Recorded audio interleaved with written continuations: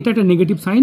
আর আপনার ভ্রমণ যোগ বা বিদেশ যাত্রা যোগ, যদি কারোর হাতে আপনারা দেখেন চন্দ্র থেকে কোনো রেখা চন্দ্রকে সেপারেট করে দেয়, এই ধরনের মশা আবেগী, কাল্পনিক, দার্শনিক বা বিশেষ করে দেখা যায় যে তারা বিদেশ যাত্রায় গিয়ে সাকসেস পায়, কারণ তাদেরকে কেউ মানে তারা কারোর হেল্প পাবে না, বিদেশে গিয়ে তার কার হেল্প পাবে, তাই বিদেশ যাত্রা বা বাড়ি থেকে দূরে থাকার কে নির্দেশ করে।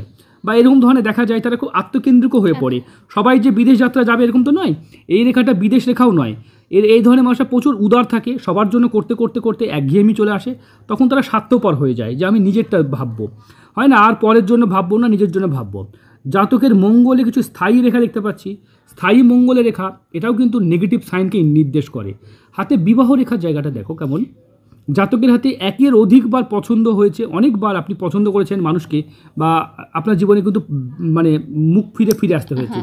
রিলেশনশিপ বা সম্পর্কের ক্ষেত্রে আপনার কিন্তু 1 2 3 4 বার বা এরকম হয়েছে, একাধিক